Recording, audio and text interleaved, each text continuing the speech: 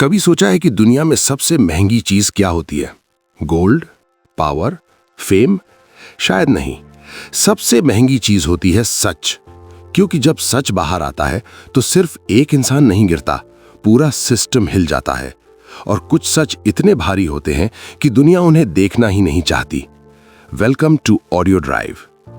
ये कहानी एक आदमी से शुरू होती है, लेकिन सिर्फ उस पर खत्म नहीं होती। ये कहानी पावर की है, इन्फ्लुएंस की है, साइलेंस की है और सबसे ज्यादा ह्यूमन साइकोलॉजी की है। एक ऐसी कहानी जहां पैसा सिर्फ करेंसी नहीं था, बल्कि शील्ड था।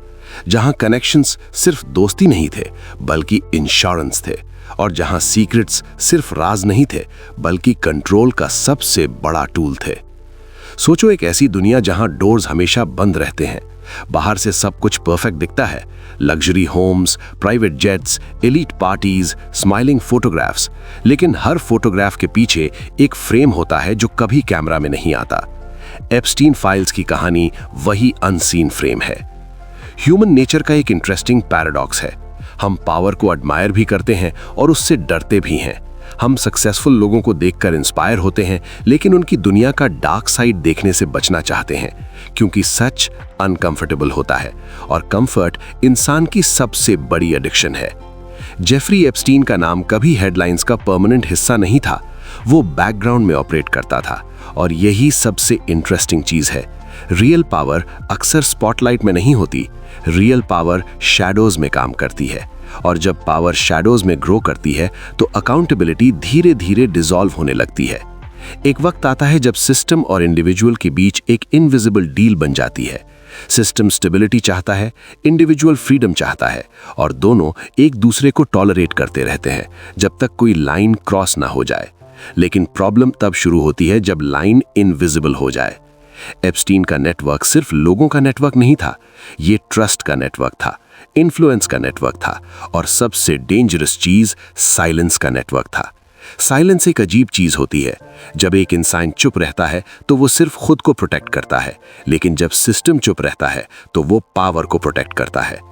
इंसान का दिमाग सर्टेनिटी को पसंद करता है। हम स्टोरीज को सिंपल बनाना चाहते हैं, हीरो और विलन, गुड और बैड। लेकिन रियल दुनिया ग्रे होती है, बहुत ग्रे। और एप्स्टीन फाइल्स इसी ग्रे वर्ल्ड का रिफ्लेक्शन है। यहाँ एक साइकोलॉजिकल पैटर्न समझना जरूरी है। जब कोई इंसान बहुत पावरफुल हो जाता है तो उसके आसपास एक बबल बन जाता है। इस बबल में क्रिटिसिज्म धीरे धीरे वैनिश हो जाता है, अकाउंटेबिलिटी ऑप्शनल हो जाती है और रियलिटी डिस्टॉर्ट होने लगती है। पावर का सबसे बड़ा साइड इफेक्ट ये है कि वो फीडबैक को म्यूट कर देती है। और जब फीडबैक म्यूट हो जाता है तो कॉन्सिक्वेंसेस डिले हो जाते हैं, और जब कॉन्सिक्वेंसेस डिले होते हैं तो बिहेवियर एस्केलेट होता है। ये कॉज और इफेक्ट का सिंपल साइकिल है, लेकिन जब ये साइकिल पावर के साथ कंबाइन होता है तो इम्पैक्ट मैसिव हो जाता है। इस कहानी का सबसे हेवी पार्ट सिर्फ एलिगेशंस नहीं थे, सबसे हेवी पार्ट था डिले। सालों तक विस्पर्स सुनाई दिए, रिपोर्ट्स आई, सेटलमेंट्स हुए, और हर बार कहानी थोड़ी सी ऊपर आई फिर वापस नीचे चली गई, जैसे समुद्र की वेव जो शोर तक आकर वापस लौट जाती है।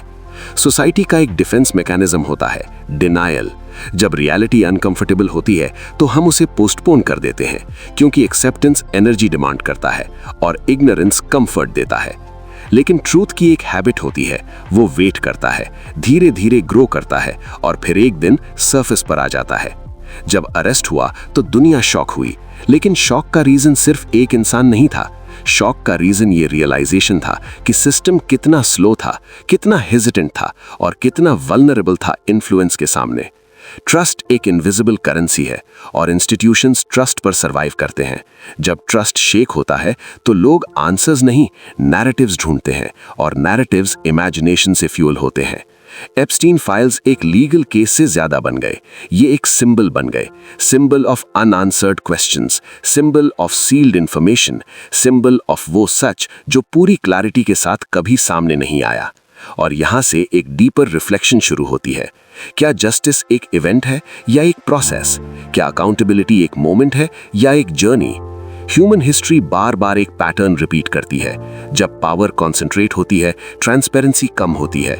जब ट्रांसपेरेंसी कम होती है, ट्रस्ट वीक होता है। जब ट्रस्ट वीक होता है, सोसाइटी अनकंफर्टेबल क्वेश्चंस पूछना शुरू करती है, और अनकंफर्टेबल क्वेश्चंस ही प्रोग्रेस का स्टार्टिंग पॉइंट होते हैं। इस कहानी में सबसे इंपॉर्टेंट चीज एक नाम नहीं है, सबसे इंपॉर्टेंट चीज एक मिरर है। ये कहानी हमें हमारी सोसाइटी का रिफ्लेक्शन दिखाती है कि हम पावर को कैसे ट्रीट करते हैं, इन्फ्लुएंस को कैसे एडमायर करते हैं, और अनकंफर्टेबल ट्रूथ्स को कितनी देर तक इग्नोर कर सकते हैं। हर सिस्टम अपने वीकेस्ट मोमेंट में टेस्ट होता है, और हर सोसाइटी अपने टफेस्ट क्वेश्चन से डिफाइन होती है। एप्स्टीन फाइल्स का सबसे बड़ा लेसन ये नहीं है कि डार्कनेस एग्जिस्ट करती है, सबसे बड़ा लेसन ये है कि डार्कनेस साइलेंस में ग्रो करती है, और साइलेंस कंफर्ट से पैदा होता है। टाइम एक साइलेंट जज है, वो स्लोली सब कुछ एक्सपोज करता है, लेकिन टाइम आंसर्स नहीं देता, टाइम सिर्फ क्वेश्चंस लाउड बना देता है। और शायद लाइफ का सबसे ऑनेस्ट ट्रूथ ये है कि परफेक्ट जस्टिस एग्जिस्ट नहीं करती, परफेक्ट सिस्टम्स एग्जिस्ट नहीं करते, परफेक्ट पावर एग्जिस्ट नहीं करती। जो एग्जिस्ट करता है वो है कंटिन्यूअस एफर्ट, बेटर होने का एफर्ट। हर जनरेशन को अपने अनकंफर्टेबल ट्रूथ्स फेस करने पड़ते हैं, हर जनरेशन को अपने क्वेश्चंस पूछने पड़ते हैं, और हर जनरेशन को डिसाइड करना पड़ता है कि वो कंफर्ट चूज करेगी या क्लैरिटी। इस कहानी का एंड एक कंक्लूजन नहीं है, ये एक रिमाइंडर है। रिमाइंडर की ट्रांसपेरेंसी लग्जरी नहीं है, नेसेसिटी है। अकाउंटेबिलिटी पनिशमेंट नहीं है, प्रोटेक्शन है।